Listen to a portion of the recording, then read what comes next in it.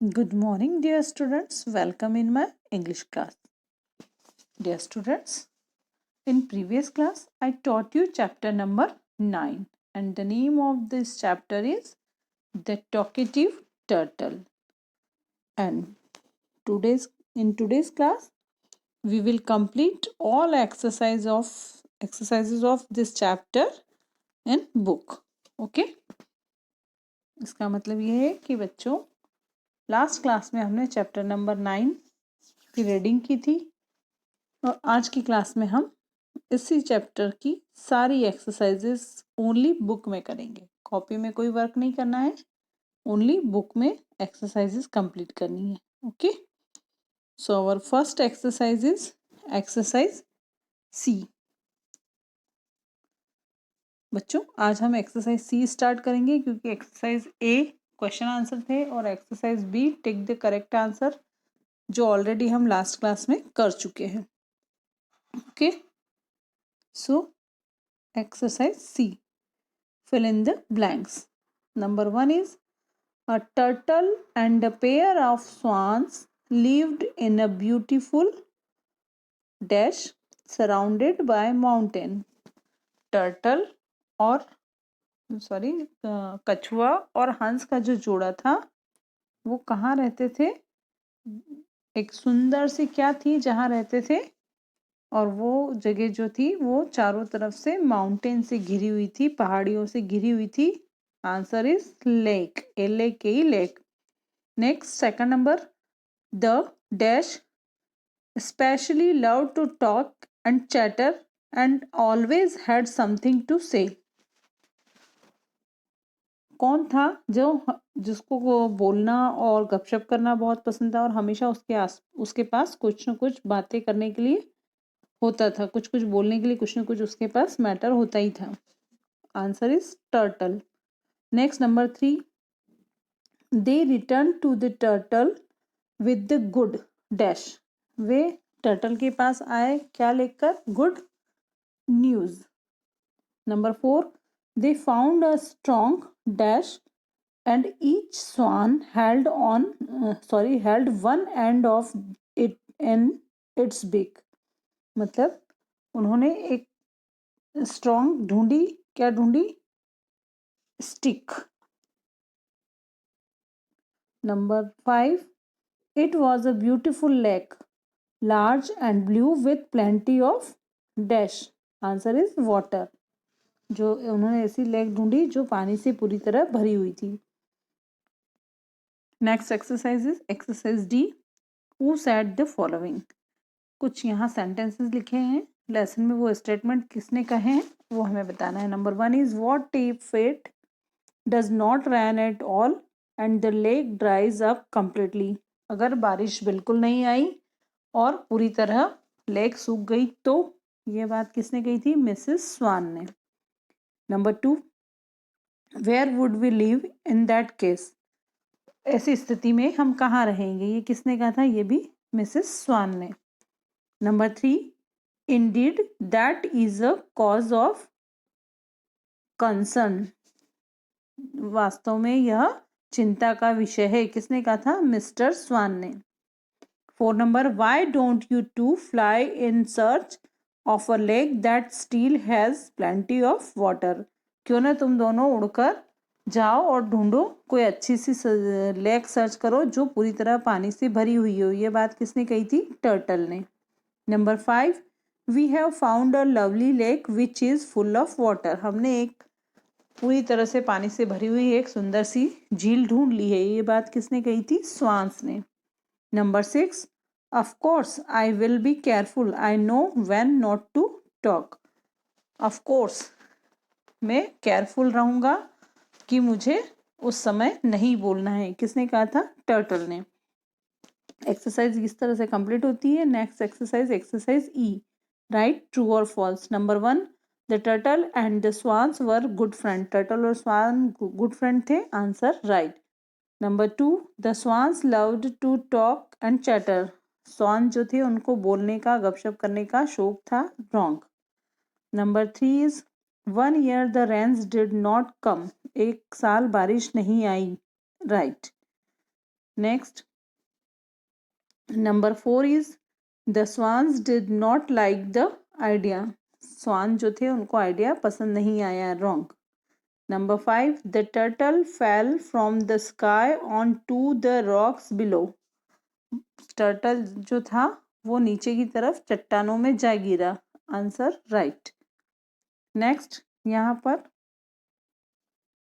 Next exercise है F, जो आपको ओनली रीडिंग के लिए है, आपकी वोकेबलरी स्किल डेवलप करने के लिए है, ये सिर्फ आपको बोलने के लिए, बोल के देखना है। ओके, नेक्स्ट एक्सरसाइज है हमारी exercise G, match the columns.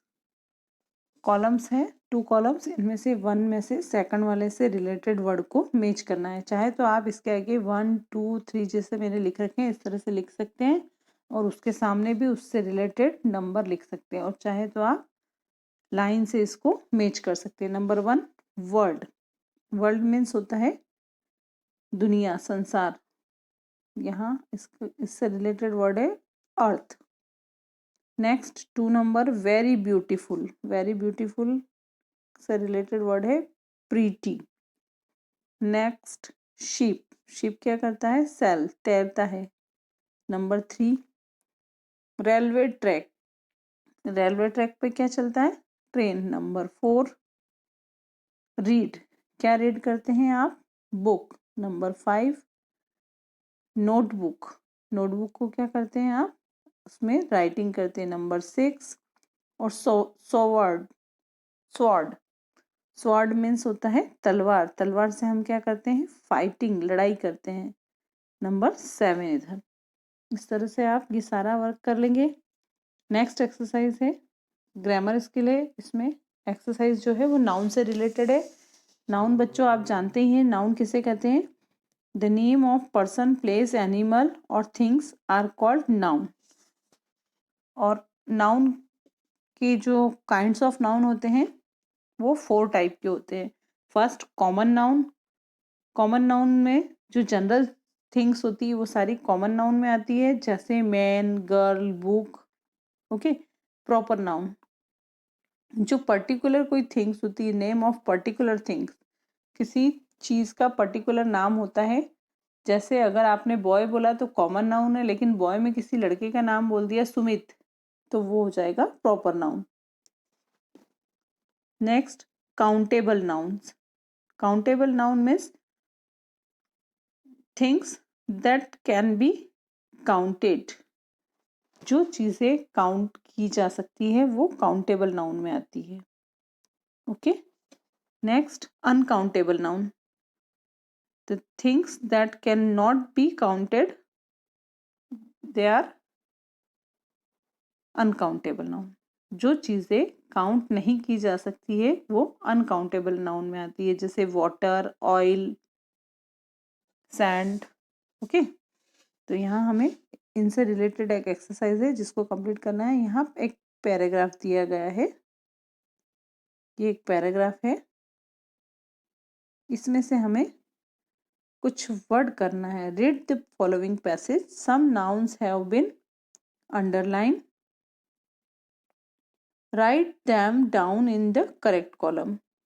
यहाँ पर एक पैराग्राफ है, इस पैराग्राफ में से कुछ नाउन्स है, उन नाउन्स को पिक आउट करना है और लिखना है कि वो कॉमन नाउन में आएंगे या प्रॉपर नाउन में। तो यहाँ मैंने लिख रखे हैं, ऑलरेडी लिख दी है मैंने, आप उसको देखकर आप अपनी बुक में कंप्लीट करेंगे। ओके। नेक्स्ट एक्सरसाइज बी, ये भी उसी से रिलेटेड है।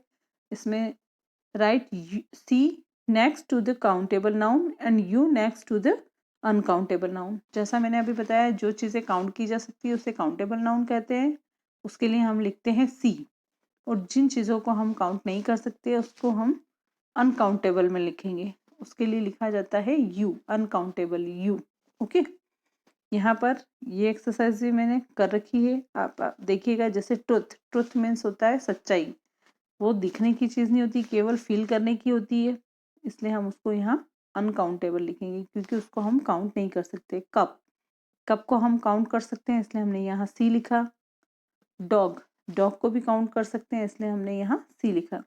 इसी तरह से ये पूरी एक्सरसाइज मैंने कर रखी है बच्चों, आप इस एक्सरसाइज को देखकर अपनी बुक में फिल कीजिएगा। नेक्स्ट एक्सरसाइज है exercise C, put the following in the correct columns. Put the following in the correct columns. यहाँ पर भी कुछ वर्ड्स लिखे गए हैं, उसके नीचे कॉलम्स दिए गए हैं। 3 कॉलम्स है, मस्कुलिन, फेमिनाइन और कॉमन। मस्कुलिन मीन्स होता है बच्चों मेल वर्ड। जितने भी मेल वर्ड्स होते हैं, यहाँ जितने भी वर्ड्स हैं उसमें से जो भी मेल वर्ड है वो आपको मस्कुलिन जेंडर में लिखना है। जैसे मैंने लिख रखा है bull, peacock, uncle. Feminine, feminine means होता है जितने भी फीमेल वर्ड्स हैं इन दिए हुए वर्ड्स में जितने भी फीमेल वर्ड्स हैं वो हमें यहाँ फेमिनाइन वर्ड में लिखना है। ओके। और कॉमन वर्ड्स मीन्स मेल और फीमेल के बाद जो कॉमन वर्ड्स होते हैं इन्हें हम न्यूट्रल जेंडर भी कहते हैं और कॉमन जेंडर भी कहते हैं।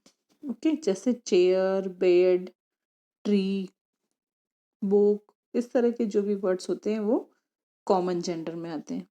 तो बच्चों ये सारी एक्सरसाइज आपको पीडीएफ दिया जाएगा, उस पीडीएफ से देखकर ओनली बुक में ये सारी एक्सरसाइजेस कंप्लीट करनी है। इनसे रिलेटेड यदि आपको कोई भी प्रॉब्लम हो आप वीडियो को ध्यान से देखिएगा, समझिएगा, और अगर आपको कोई भी प्रॉब्लम आती है तो आप नोट करके रखिए और कल की लाइव की क्लास में आप मुझसे इनसे रिलेटेड कोई भी प्रॉब्लम पूछ सकते हैं, डिस्कस कर सकते हैं। ओके। तो कल का आपका होमवर्क सिर्फ क्या है, ओनली आपको बुक में ये सारा वर्क कंप्लीट करना है। Thank you, have a nice day.